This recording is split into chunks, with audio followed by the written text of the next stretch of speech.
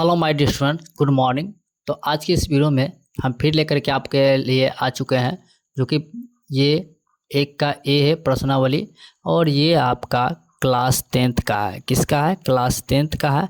और class 10th का एक का ए कौन है वो आपको अच्छी तरीके से पता है, क्योंकि पिछली वीडियो में हमको बताए थे त्रिकोणमिति। क्या बताए थे? त्रिकोणमिति। और इसी त्रिकोणमिति से जो है आपका क्वेश्चन पूछा जाएगा। और आपको ये भी बताए थे कि आपका जो है पिछली बार यानी 2023 में है, ठीक है, 2023 में आपका 40 नंबर का क्वेश्चन पूछा गया था टोटली, जो कि आपका फर्स्ट सिटिंग में पूछा गया था। कितने नंबर का? 40 नंबर का। और यही 2023 में जो है आपका सेकंड सिटिंग में पूछा गया था टोटल 30 नंबर का। कितना क्वेश्चन पूछा गया था? टोटल 30 नंबर का। सिर्फ इस चैप्टर से, इस अकेले चैप्टर से, त्रिकोणमिति से 2023 में फर्स्ट सिटिंग में 40 नंबर का पूछा गया था, और सेकेंड में सिटिंग में 30 नंबर का पूछा गया था। वो हम आपको बता चुके हैं। और हम आपको ये इसका जो है फर्स्ट नंबर क्वेश्चन था वो भी हमने आपको जो है हम बताया। आज के इस वीडियो में हम आपको बताएंगे क्या? Second number question. तो इसी सेकंड को क्वेश्चन को देखते हैं। तो आइए देखते हैं इस सेकंड नंबर क्वेश्चन को कि कैसे कंप्लीट करेंगे, ठीक है।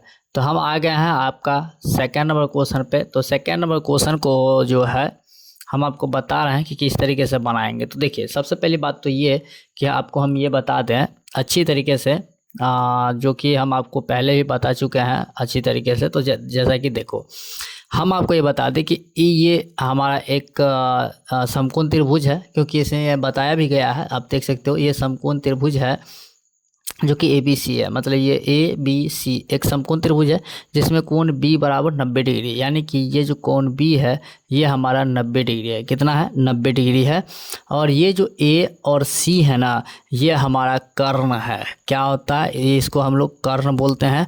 और ये B और C ये जो है इसको हम लोग आधार बोलते हैं। क्या बोलते हैं? आधार। और ये A और B जो है इसको हम लोग लंब बोलते हैं। क्या बोलते हैं? लंब बोलते हैं। और इस कर्ण को हम लोग H से दिखाते हैं, और ये आधार को हम लोग B से दिखाते हैं, और इस लंब को हम लोग P से दिखाते हैं, ठीक है।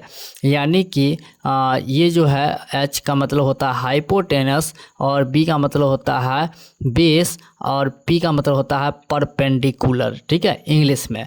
इसलिए जो है इसको हम लोग इस तरीके से दिखाते हैं। तो उसके बाद जो है हम आते हैं क्वेश्चन पे। तो क्वेश्चन में हमारा क्या रहा है कि कोण B बराबर कितना? 90 डिग्री।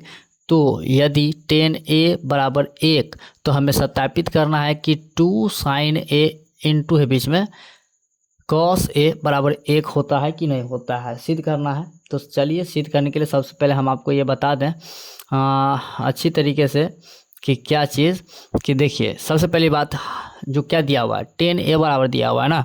तो यानी कि यहाँ पे हम लोग आपको लिख दें tan A बराबर क्या चीज़, एक पहले से दिया ऑलरेडी दिया हुआ है। तो हम आपको एक फार्मूला बताए थे, ठीक है, आपको फार्मूला बताए थे। थ्योरी का एक अलग से क्लास हुआ था जो कि उसमें और सिर्फ थ्योरी बताया गया था। तो हम आपको ये बता दें कि tan है, ठीक है। तो tan का जो फार्मूला होता है वो P/B होता है। क्या होता है? P/B होता है। तो इसको भी, तो ये 10 का हो गया P/B, और ये 1 का 1, नीचे कुछ नहीं है तो हम 1 मान सकते हैं इस तरीके से बनाने के लिए, ठीक है। उसके बाद आप यहाँ देखो P और B, यानी कि P जो है P यहाँ पे देखो कहाँ है? P यहाँ पे है, यानी क्या चीज़ है? A और B है ना। तो यहाँ पे हम लोग लिख सकते हैं AB बट्टा B। तो B क्या है? BC है। तो यहाँ पे हम लोग उसे लिख सकते हैं BC बराबर 1/1, ये चीज़ है ना। तो यानी आपको इससे क्या पता चला? पता है, AB आपको पता चल गया 1, और BC पता चल गया 1, ठीक है। तो यानी आप यहाँ पे लिख भी सकते हो AB बराबर 1 और BC बराबर 1, ठीक है। यानी कि आपका ये वैल्यू पता है, ये वैल्यू पता है, लेकिन AC आपका नहीं पता है। मतलब ये कि आपका जो AC है वो आपको के पास नहीं पता है, तो ये आपको निकालना पड़ेगा। तो देख चलिए हम इसको भी निकाल लेते हैं, AC भी निकाल लेते हैं, क्योंकि AB पता है, BC पता है, AB नहीं पता है। तो हम यहाँ पे लिखेंगे, इसलिए AB बराबर इसका रूट मतलब फार्मूला होता है कि AB² प्लस BC² इसका फार्मूला होता है। और इसी पर बैठा के बनाएंगे। तो ए बी हमारा क्या है, 1 है, बी सी क्या है, 1 है। तो यानी कि यहाँ पे 1 का स्क्वायर हो जाएगा प्लस 1 का स्क्वायर हो जाएगा। उसके बाद रूट के अंदर 1 का स्क्वायर करेंगे तो 1 होगा, और 1 का स्क्वायर करेंगे तो 1 होगा। उसके बाद रूट के अंदर में ये 1 2 हो जाएगा, यानी रूट अंडर 2 हो जाएगा। कौन सी, ए सी, ये कर्व जो है ना ये रूट अंडर 2 हो जाएगा। बात करते हैं कि हमारे से पूछा जा रहा है 2 साइन इंटू कॉस, है ना। तो यहाँ सबसे पहले साइन का वैल्यू निकाल लेते हैं, उसके बाद कॉस का वैल्यू निकालेंगे, उसके बाद हम इसके अकॉर्डिंग चलेंगे जैसे क्या आता है वैसे। तो सबसे पहली बात ये कि साइन का निकाल लेते हैं। तो साइन ए है ना, तो साइन ए बराबर, तो साइन का जो फार्मूला होता है वो क्या होता है आपको पता होना चाहिए, पी बट्टा एच होता है। क्या होता है, पी बट्टा एच होता है।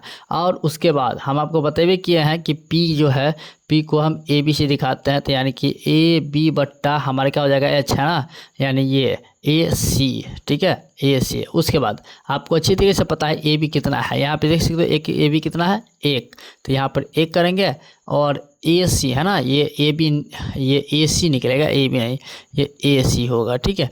तो ये ए सी हमारा निकल के आया है रूट अंडर 12। तो यहाँ पर हम करेंगे रूट अंडर 12 नहीं 2 करेंगे। तो ये हमारा साइन का निकला। उसके बाद हम लोग इसी तरीके से अब कॉस का निकाल देते हैं।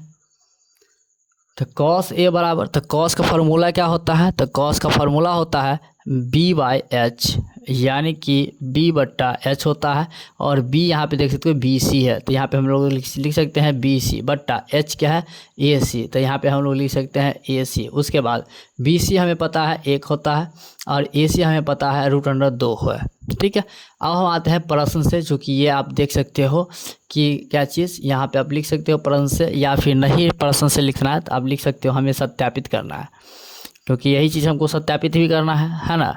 तो यहाँ पे लिख सकते हो सत्यापित करना है।